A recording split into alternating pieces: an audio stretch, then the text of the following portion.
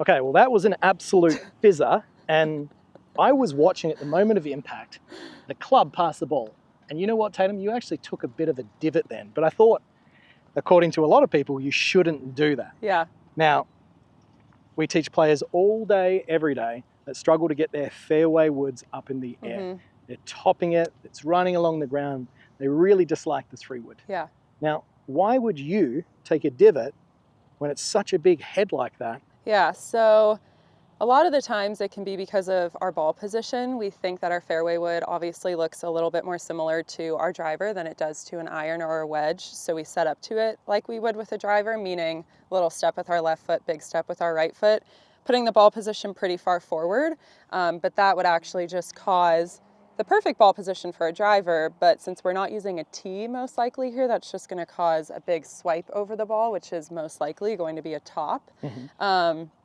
We also think, obviously, that the only clubs we should take a divot with are irons and wedges, but a wood is kind of in between because obviously it's not as lofted as an iron, but it's less lofted than a driver. So we still need to kind of help it get up in the air. Obviously a lot more than even a hybrid, because this one's probably 14.5 degrees of loft, and a driver is probably like 9 degrees, which is a pretty big difference. Yeah. So I'm just going to swap spots with you for a minute. And one of the real important things for players to understand is that golf clubs are built on different angles. And you'll find that your woods will naturally sit lower to the ground with the end of the handle here than an iron will. And the iron will naturally sit steeper. And due to that fact, all things being equal, you actually make very much the same swing, but what will happen due to the fact that the iron is set steeper at address, the swing will be more upright, which naturally encourages more of a divot. With a fairway wood, because it's a lot lower down to the ground, it is naturally going to have more of a sweeping motion. Now, that in itself is enough of a sweep. If you have the understanding that you want to try and help the golf ball up in the air with a 3-wood, and you make the same ball position as a driver and you try and get this beautiful brushing of the grass, there's a good chance you'll hit a few of those, if not ones that go a little bit further than that, hopefully. So by over-exaggerating, Tatum, is sometimes the best method for a lot of players. Now, this is quite a low lofted 3-wood, this is mine, but if you didn't have as much of a club head speed, and let's say that you're an 80 shooter or a 90 shooter, and you just really want that club that's going to give you that extra little bit of distance but get some height, usually around 17 degrees as your lowest lofted 3-wood or metal wood is going to be one of the preferable options. And for players then, where can they move their ball position to exaggerate? Definitely a little bit further back in the stance.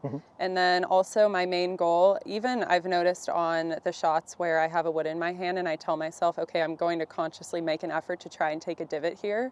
It's pretty hard to do that with a wood. So I'm just trying to feel like I'm taking a divot, but usually that just results in just feeling like I'm sweeping in front of the ball. Not sweeping the ball, sweeping the grass in front of the ball. Big difference there. But feeling like you are trying to take a little bit of a divot, that should help quite a bit with that added ball position a little bit further in the, not necessarily back of the stance, but just a little bit closer to the middle. Yeah, perfect. So as a general reference, we're going to have the driver when you set up with the golf ball position underneath your left armpit, or usually, depending on your stance width, is going to be on the inside of the front foot. You can actually place that a little bit further back. I like to see a comfortable club head inside the lead foot as a reference for any metal wood. And then from there, just that visual that Tatum just gave us there of brushing the ground in front, you'll start to feel that from practicing and rehearsing a few of those, your arms will start to lengthen, your weight will start to shift. And as a result, even just with a very slow swing down there, we can see that the ball's really going to rocket off the face. And that was quite a large divot to take with a fairway wood. So if you're topping your fairway woods, you're struggling to get them up in the air, you heard it from Tatum here at the Crosby Golf Club in San Diego. We really want to work on getting that golf club brushing the ground after impact, move the golf ball slightly further back in your stance, and it can help you with those long clubs. Thanks for watching this video. YouTube thinks that you would benefit from watching this one next. So click that card and it could be the tip that you need to take your game to the next level. I'll see you next time.